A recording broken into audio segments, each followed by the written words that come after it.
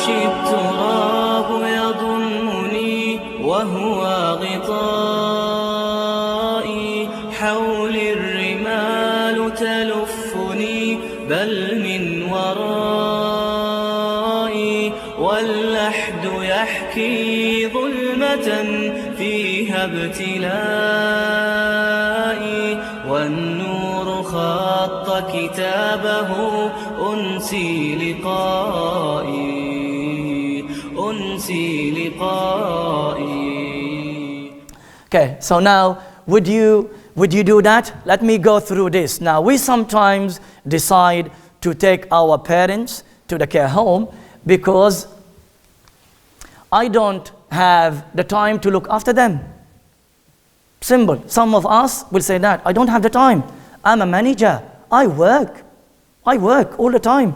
I leave from the morning, I come back 8 o'clock. I don't have time to look after them. Just imagine that if you're only son for that parents. Imagine that, how tough for your mom and your dad. But imagine that if you have 5 brothers, how much easier as well. So you might say, oh, I'm busy because I am my wife, my children, there's so many homework, so many stuff for my wife. We go here, we go there, we have a lot of things now. I don't have time, really, I don't have time. The best thing, you know what? Take her to care home, they'll look after her. My wife, my children are not happy to have them. They're living with me, my mom lives with me, my father lives with me. Oh, my wife is not happy with her. You know, all the time problems, clashes, children not happy, you know, with them. So they're saying, when are you going to take them out? When we get to this? When are you going to do that? So you know what? Decided to take them care home. I just remembered something. I hope that I'm not discouraging the business. I have one of our sisters here. She has got a big business to do with a care home. So may Allah, you're doing a great job. And the job you're doing it, you're providing for those people who are making the problems, you are caring for them. So you're having a double reward for that. I'm not discouraging people, so please understand the point. Yeah? They reach a bad situation or bad state of their health, and I can't do it at home. So the situation of the health, I can't really do it at home. They have to go to the hospital, they have to go to care home where people there 24 hours to look after them. Or they decided themselves, or they wanted to be admitted to the care home. You know why they go to that? Some parents don't believe that a parent will go for this. When they see and they know that it's not my place to be with my children because that's how they're treating me, then you know what? I will go for the care home better than to stay with them. Because there's no fit parents will say, I will go to the care home and leave my daughter looking after me, my son looks after me, I'm a king in the house. Conflict between the siblings. 5 brothers, 3 sisters. Why you don't do it? Why I need to look after my mom? Why not you? Why not me? Why I do that all the time? Why you don't take my mom to the hospital? Oh, I took her last week. Why you don't take her yourself? The problems like that. So these are similar to I'm trying just to share with you the situation that we have it in our society. I know you know that, but we need to talk about it. And if we don't talk about it, no one's going to remind us. And I'm sure amongst us here, people who have parents who are sick or parents who went through that, even in the past. So at least for us, we ask Allah for forgiveness and we might fix ourselves. Before time comes and we can't fix ourselves. Now, so would you want to spend the rest of your life in a care home? I'm sure, I don't think anyone wants to do that. I went and I visited, although the care home people, they do all the best, like a sister in here, they do all the best, but it's not same as you are at home. Even sometimes you see in the TV how they're treating the people, and maybe the owner is very careful, but the workers in there, they're not going to be careful. The nurse is not going to be careful as your daughter is going to be careful when you give you a bath. She might give you cold water, and you'll be screaming in there. And your daughter will bath you, will wash you with the hot and nice, good water. So I don't think there's one who wants to do that. However, Islamically, as a rule, in general, there's sometimes situation for the parents, if no way for the child to care about them in the house, then it is allowed to take them to the care home. But this is an Islamic rule, but the practice is something different. As a mufti, I will give you the fatwa, yes, the situation of your father is very tough, very difficult, so they need the care. And the care is not in the hospital, the care is in the care home. And you don't have the fund for it, you don't have the money, so maybe so I said here, you might decide to take them in there. So as a fatwa, but as a practice for you, you want to do that. That is really up to you, between you and your heart and your dhamir, how you look to your father. And you get to visit them every weekend, or you get to visit them in the evening only. It's up to you. And then maybe it's across the road, in the other care home, across the road. So it's up to you. But that's something you need to think about it. Think about it before you be in that situation. And that's part of the things that you need to write in your will. Inshallah, we're going to go through that later. Okay. So then before the situation gets worse and worse, and you might be dragged into the care home without you wanting that situation, what you need to do, write or say your will. When you are still have the sound mind, when you still have a little bit of the health and ability to move, yes, sick, but you are still able, you can move your hand, you can sign the checks, you can do something, you can speak. So really write your will before you get into the situation very, very, very worse. I mean, writing the will, it's not really in the order as it should be in here. I'm trying to find the right place for it. Really, it can be anywhere since we started the point 1 of the sickness until the last point, inshallah, we're going to learn today. It can be anywhere in there. The sooner, the better. Even while you are healthy, you write your will be better than to write it when you are starting and seeing and experiencing the sickness. I said here, write, which is the legal way. But I said here, say, if you're talking about the Islamic matters, Islamically, we consider the statement as well. But legally in this country, there will be only a written will. If something was said, the legal, they're not going to take it. The statement are not going to look into that because we have to have witnesses, has to be something written down. However, Islamically, you said to me, and there are witnesses in there, if I die, I want you to pray my janazah. You die, I'm going to come, I'm going to fight. Your father said, I'm going to pray janazah. No, I'm going to pray the janazah because he said to me. He said it to me. He gave me a direct, the wasiyah, I'm going to do it. It was a statement, it wasn't written, but look into now the situation that you get to make the people in, the difficulties. If you have the will written, it will be easier. Then I will come to fight. Someone's going to come to fight. Someone's going to be making issues because everything said, everything was verbally, it might not be easy in now situation nowadays. In old days, easy. They take it and was okay. But nowadays, it's not like it used to be before. Plus that we have the legal actions as well. So you need to have it written will be better. Okay. The wasiyah, as in the hadith of Ibn Umar radiallahu anhuma, he said, one of the rights upon yourself Islamically that you should not sleep without writing, without having your will already written and prepared. So everything that you want to direct your family, what to do after you go, then you need to write it down. Look, give all the instructions in there. Whether you have something or you don't have something, it doesn't mean that if you have money or you don't have money. You might want just to give an advice. You might want just the minimum of that. If I die, I want my janazah to be in Harawil Masjid. Maybe your son will take you to Haru Masjid. Haru Masjid is not like Harawil Masjid. He might take you to the bookshop, Musalla. He might take you to Regis Park. So that is different places. And the people who are praying in there, they are different as well. Some of them are muwahideen, they are on tawheed, and some of them they are people who are committed a lot of bid'ah in there. So you don't want people who are committed bid'ah to pray behind you, or you want more of the muwahideen ones. So you need to be careful what you need to put in there. Who's going to lead the salah? who's going to wash you, who's all of that. That is important.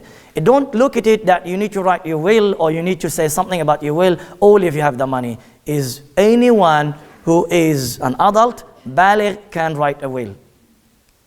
Now I'm going to go through some of the points, not details. Later on, I'm going to, because really difficult for me to go through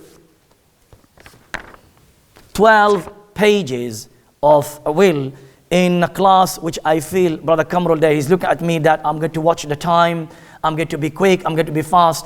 So there are a lot of points that we need to cover in here. So what I did, I just want to show you the titles in here. That's what you need to include in your Islamic will. And then later on, we have something to do with the washing, something to do with the kafan, something to do with the janaza. Then we're going to do it, demonstrate that later. You're going to see that. And later on in the day, if something left, we're going to go through that, inshallah, in details. We will see that in here. So the Islamic will, which can be, as I said earlier, it can be written and it can be said. However, you write it will be better, because if you say something, you're creating trouble later on for the people after you. That's one point. Also with Islamic will, before I go into that, you need to consider whether you're going to put the Islamic will and the other will which related to some other matters, in technical matters or legal matters, together, which is you can do that, or you're going to separate them, you can do that. You need to have some information. The government website which tells you about what you really want to talk about your will, if you want your money to be distributed in a right way. Otherwise, your money will be distributed in the way how the government wanted. So that is a website. And then we have the Age UK website, which is a very detailed website. It gives you a lot of ideas for those who wants to have an idea about the importance of writing the will. Now, we're talking about Islamic will. We're talking about the legal, the normal will. The best person in our community, as far as I know, as far as my knowledge says, that we have the sister here, Sister Zubi, who runs the company, Legacies company. This is her number and this is her email address. If you really want to write your will, considering everything Islamically, A to Z, and considering the points that you need to look at them legally, looking into all what the law says, then, and being in the safe side and everything, taking the right advice from the right person, contact Sister Zubi and she will do the job with you, inshallah. Okay, an Islamic will should include the following. First, there is introduction. The introduction, usually, you don't start, but I am so and so, and I want this, I want that. You have to praise Allah subhanahu wa ta'ala, praise Rasulullah sallallahu alaihi wasallam, and say that general dua, the introduction, which can be long, it can be short. Later on, I can share that with you. Okay.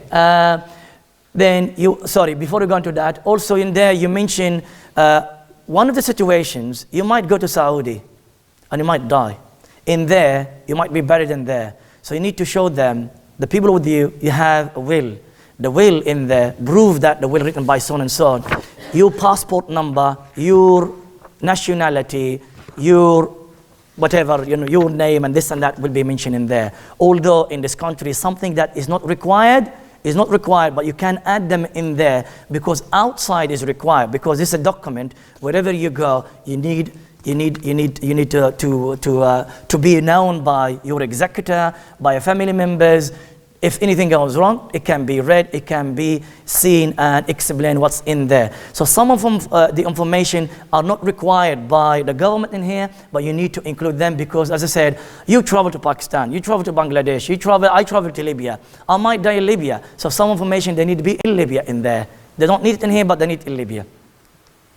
Second point, Islamic declaration in here. What you need to include in here, I'm not giving details, later on we'll go into that, but the point in here, you need to declare that you are Muslim. And you're not just Muslim, you are Sunni Muslim.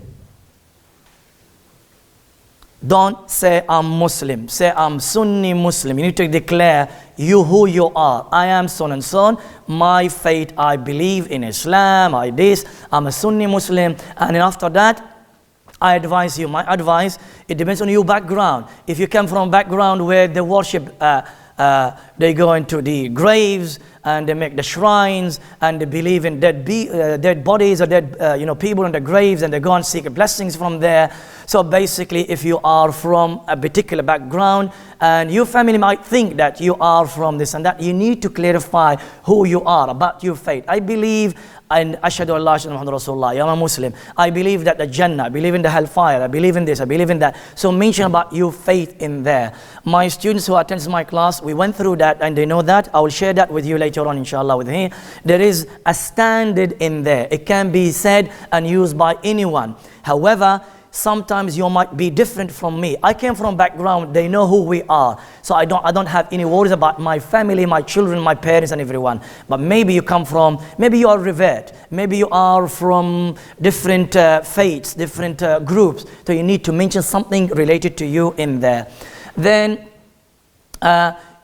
Islamic will include advice. Here I said advice to family, but can be advice to my friends, advice to my family, advice to my children, advice to my students if you are a teacher. You can have different advices in here. I made just to summarize that, advice to my family. In there you get to talk to your father, your mother, your daughters, your sons, your wife, and your rest of the family. You know, give them a special messages. And I was told to cut out the stories and cut out the information, and that's why otherwise in every single point I'll show you how our Salaf, in everything they made, there is an action. Our ulama, they write in their wills and said, son and son Khadija, ya Khadija, I advise you, do this, do that, do this, do that. Muhammad, I want you, this. Ali, this. They give everything. And the wife, the father, the mother, even the in-laws. And then if they are teachers, they talk to their students as well. They give advice to their students. If they are leaders, they give advice to their people. So you can do that. It's recommended. Okay? There's no obligation. It's all recommended. Okay.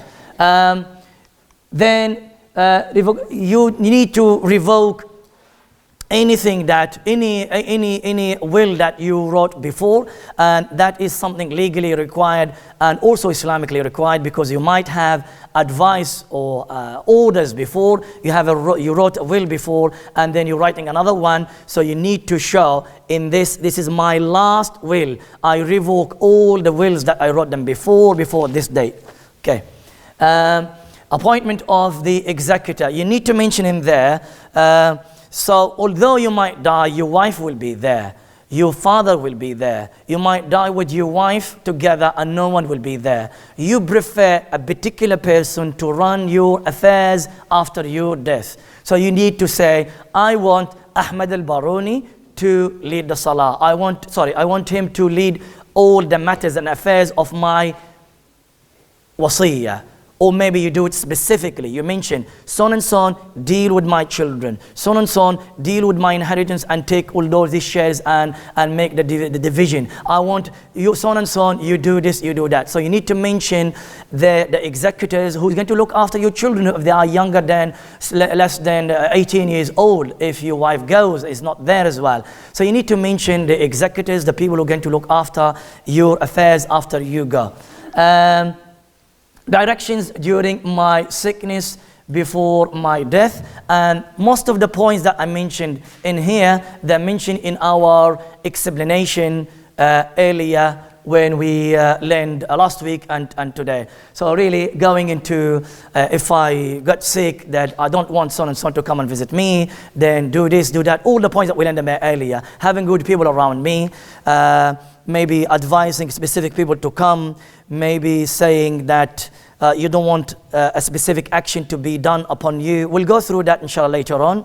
I'm just giving you the headlines because I need to go through the other points later on. Funeral directions, that you need to mention that in there. So giving them the way how you want your funeral to be completed and done. The burial as well, how you want the burial to be completed, you need to give that details in there. You might say, I want it in Islamic way. By Islamic way, you go to Haram Masjid, they will do it in different way. You go to Hindu Masjid, they will in different way. They go into the different ways. So you need to make sure that the person who runs that, and that is your executor, make sure that done in the way how you described it in here, or you leave it open, Islamic ones, and anyone can do that.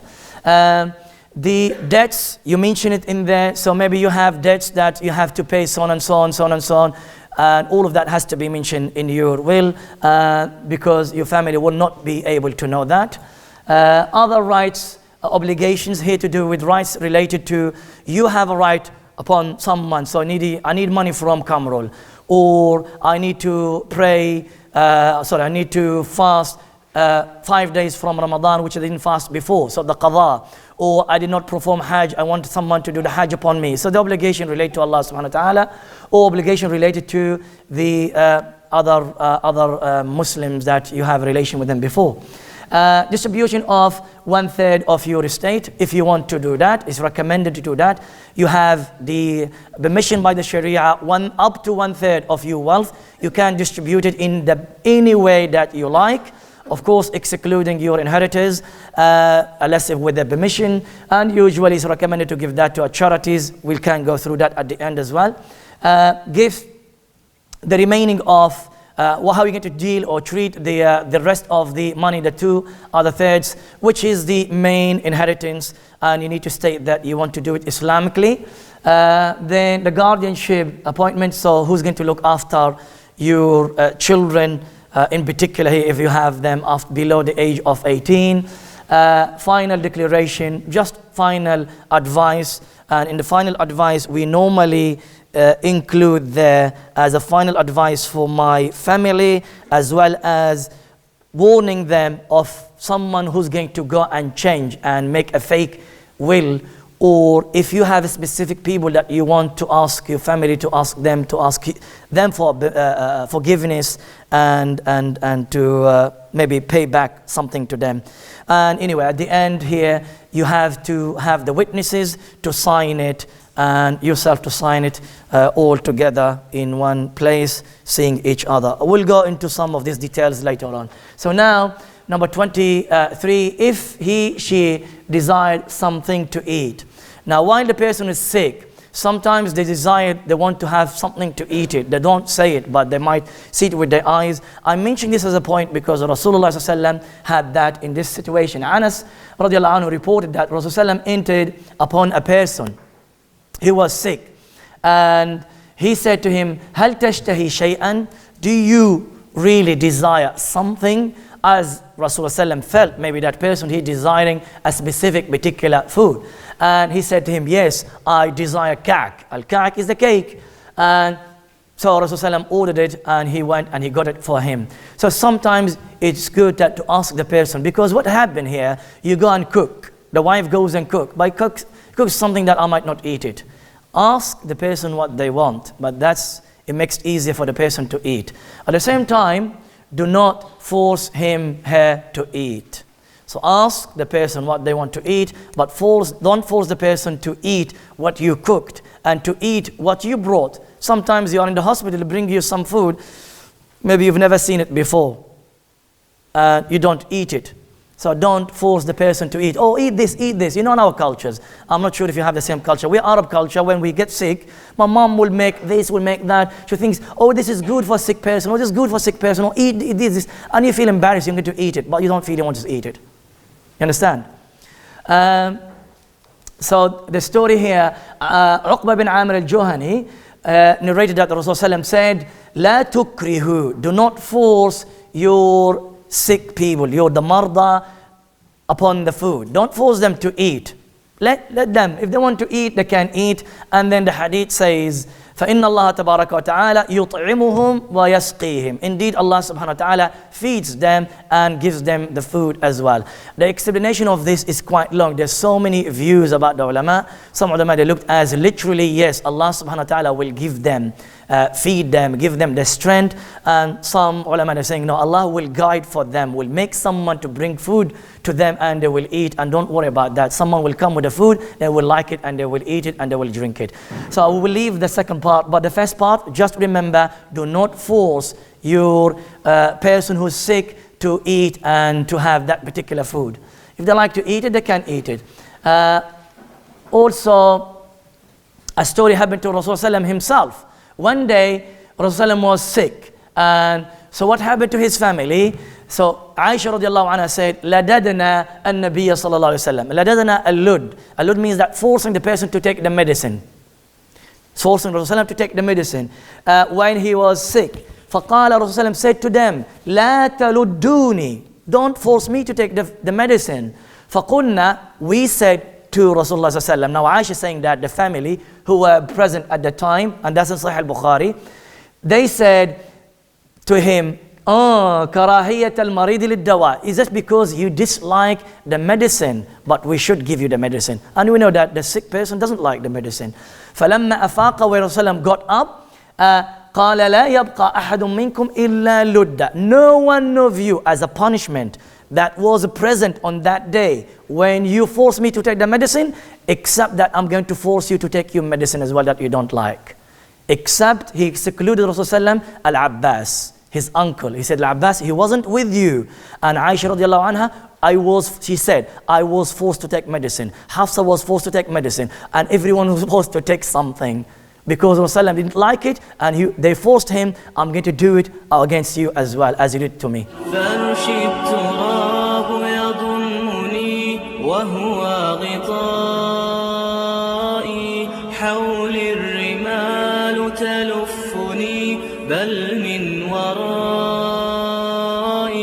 واللحد يحكي ظلمة فيها ابتلائي